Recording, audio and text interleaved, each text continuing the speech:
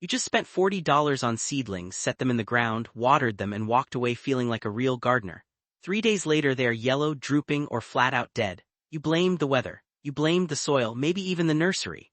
But what if the real killer was something you did in the first 48 hours, something almost every gardener does without even thinking? Here is the truth: most dead transplants are not bad luck. They are the result of 15 specific habits that send plants into shock the moment they hit the ground. Today I am walking you through every single one so you never lose another transplant again. Stick around for number 14. It shocks people every time, and the bonus tip at the end is an absolute game changer. Number 1 is skipping the hardening off period. Think about this: you spend 2 months sitting inside a comfortable house. Cool temperature, no wind, soft lighting, then someone picks you up and drops you outside in blazing sun with zero warning. You would be a mess. That is exactly what happens to your seedlings. Seedlings grown indoors have never felt real wind, never been hit by strong direct sunlight. Their leaves are soft and thin, they never needed to toughen up. So the moment you plant them outside, the sun scorches their leaves white, the wind dries them out fast, and the whole plant shuts down, sometimes within a single day. The fix is simple. 1 week before planting day, start taking your seedlings outside for short visits. Day 1, 1 hour in a shady spot. Day 2, 2 hours. Day 3, 3 hours. Each day a little more time, a little more sun. By day 7 to 10, they are ready for anything. No special products, no extra cost, just a few minutes a day for 1 week. Do this and your transplants go into the ground strong, ready, and built to survive. Number 2 is planting in the middle of the day. You pick up seedlings Saturday morning, drive home, plant them at noon, feels productive. For your plants, it's a death sentence. Here's why: midday sun is at full power, air is hot and dry. Your plant is already stressed from being moved, roots damaged, barely functioning. It cannot drink water fast enough to replace what the heat is pulling out. The moisture inside the plant gets sucked out faster than the roots can replace it. Once that happens, the damage is done, even if you water right after. The fix requires zero extra effort. Plant in the early morning or late afternoon. Cooler air, gentler sun, your plant gets hours to settle before the heat arrives. That one timing change can double your survival rate overnight. Number 3 is grabbing your seedling by the stem when you pull it from the pot. Everyone does it. It feels natural, but squeezing that stem even gently crushes the tiny tubes that carry water and food through the plant. Once those tubes are damaged, the plant cannot feed itself, no matter how good your soil is. Instead, flip the pot upside down, squeeze the sides, and let the root ball slide out into your hand. Support it from the bottom. If you have to touch the plant itself, hold a leaf, not the stem. A leaf can be replaced, a crushed stem cannot. Number 4 is planting into dry soil. Sounds harmless, you're watering right after anyway. What's the problem? This dry soil acts like a sponge. The moment your moist root ball touches dry ground, the soil immediately pulls moisture away from the roots, before the plant can even settle in. The tiny root hairs, the parts that actually absorb water, dry out and die within hours. By the time you come back to water, the damage is already done. The fix: water your garden bed thoroughly 24 to 48 hours before planting. Let it soak in. Now the soil welcomes the roots instead of stealing from them. Your transplant starts drinking immediately instead of fighting for its life. Now, if you are enjoying this so far, do me a quick favor and hit that subscribe button.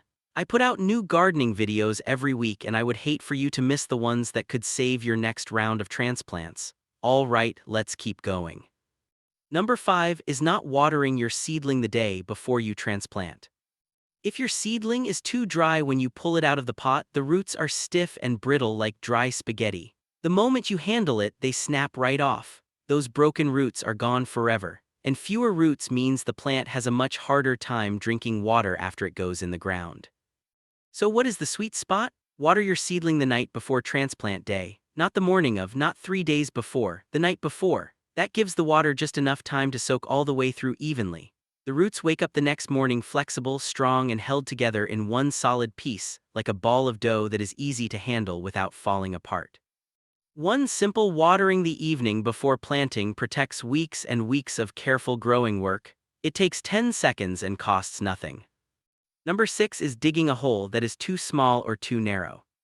A lot of gardeners dig a hole just big enough to fit the root ball, drop it in, and call it done. But when the hole is too tight, air gaps get trapped between the roots and the surrounding soil. Air does not carry water, so those gaps act like tiny walls that block moisture from reaching the roots. The rule is simple: dig your hole at least twice as wide as the root ball, then backfill the extra space with loose soil and press it gently around the roots. This closes all the gaps, gives the roots easy paths to grow outward, and makes sure water reaches them right away. A wider hole takes 2 extra minutes and makes a huge difference. Number 7 is getting the planting depth wrong. Plant too deep, the base of the stem stays wet and dark, rot sets in fast, the roots can't get enough oxygen, the plant suffocates from the bottom up. Plant too shallow, the upper roots are exposed to drying wind and temperature swings, stressed within hours. The right depth is simple. The top of the root ball sits level with the surrounding soil, not above it, not below it, right at the surface. One exception: tomatoes and basil. Bury them deeper, they grow new roots along their buried stems. Number 8 is fertilizing your transplant immediately after planting. This feels like the right thing to do. You want to give your new plant a boost, but fertilizer, especially the strong synthetic kind, is loaded with salts, and those salts do the opposite of what you want right now. Here is what you need to understand first. When you pull a seedling out of its pot, no matter how gently, the tiny root hairs that absorb water get torn and broken during the move. Your transplant goes into the ground already wounded. It is not ready to eat, it is trying to heal. So when you pour high-salt fertilizer around freshly damaged roots, it pulls water out of the roots instead of letting them absorb it. Think of it like pouring salt on a wound. The roots that were just starting to recover now start to shrivel and burn from the outside in. Gardeners call this fertilizer burn, and it can kill a transplant within 48 hours. Wait at least 7 to 10 days before feeding. Once the plant is growing new roots, then feed it lightly with a gentle organic option first. Number 9 is overwatering a wilting transplant. Your plant looks droopy, you water it, still drooping, you water it again, and you water it to death. Here, what's actually happening. Post-transplant wilt is almost never caused by dry soil, it's caused by damaged roots that temporarily can't move water properly. The plant looks thirsty, but the soil is already wet. Keep adding water to wet soil and you push out all the oxygen. No oxygen at the roots means the plant can't absorb water at all, so it wilts even more. Before you water a wilting transplant, stick your finger 2 inches into the soil. If it feels moist, put the watering can down. Give it time. Most transplants bounce back on their own within 2 to 3 days. Number 10 is planting coiled, tangled roots without loosening them. When a plant sits in a nursery pot too long, the roots run out of space and start circling the inside. If you drop that tangled root ball straight into the ground, they keep growing in circles, forever. Circling roots never spread out into the surrounding soil. The plant stays trapped, dependent on the tiny amount of water and nutrients inside that original root ball. That small ball of soil dries out fast. Even in a perfectly watered garden bed, the plant hits water stress within 48 hours. Before planting, use your fingers to gently untangle and spread the outer roots. Takes less than a minute. Gives your plant the best possible start. Number 11 is backfilling your planting hole with rich compost when you're gardening in clay soil. Sounds like good gardening, it is. Water moves fast through loose compost, but when it hits the solid clay wall surrounding the hole, it stops. It has nowhere to go, so it pools right at the bottom around the roots. Gardeners call it the bathtub effect, and it's exactly as bad as it sounds. Roots sitting in standing water run out of oxygen and start rotting within 48 hours. The fix: backfill with the same soil you dug out. Keep it consistent all the way through. Water drains evenly in every direction, no bathtub, no rot. Number 12 is ignoring cold temperatures and watering with cold water. Tomatoes, peppers, cucumbers, most warm season crops, they stop drinking when soil temperature drops below 50 degrees F. Roots go into slowdown mode, can't function. Cold water from the hose makes it worse. It chills the root zone further. In really cold conditions below 40 degrees F, the cell walls inside the roots can actually break, damage that never fully heals. 2 fixes: check soil temperature before planting warm season crops. A cheap soil thermometer is all you need. And when you water right after transplanting, use water that's been sitting out and warmed to room temperature. Small thing, real difference. Number 13 is leaving roots exposed to air and sun before planting. Every minute a bare root sits in open air and sunlight, it's losing moisture. Root hairs, the tiny threads that do most of the water absorbing, dry out and die in minutes. Direct sun, that's all it takes. Here, what most gardeners do: pull all the transplants out of their pots, line them up, plant one by one. By the time they reach the last plant, those roots have been baking for 20 or 30 minutes. That plant is already dying before it goes in the ground. Work one plant at a time. Keep the rest in their pots in the shade until the exact moment you're ready. Never shake off the soil, never rinse the roots. Keep every bit of that root ball intact. Coming in at number 14, and this is the one I mentioned at the very start that you should stick around for, is piling mulch up against the stem of your plant.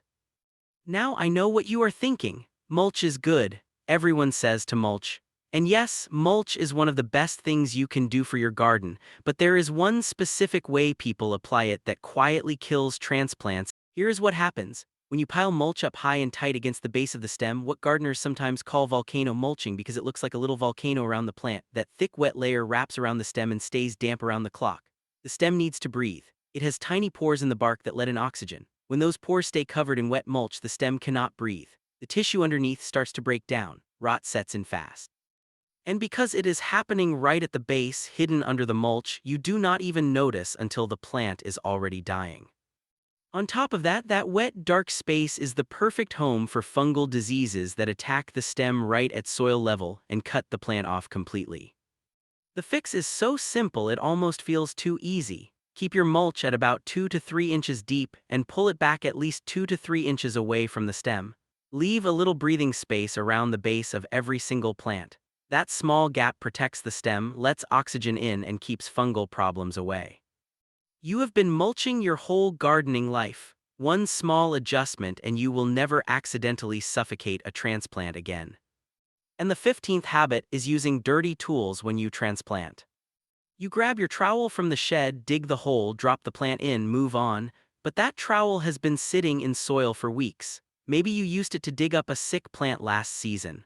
Old soil caked on the blade, and now you're pressing it directly against the fresh, wounded roots of a brand new transplant.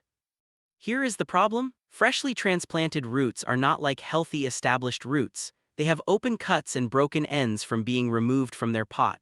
Those open ends are entry points, and when a dirty tool touches those open root ends, the germs and fungus on that tool go straight into the plant and they spread quickly. Researchers confirmed it.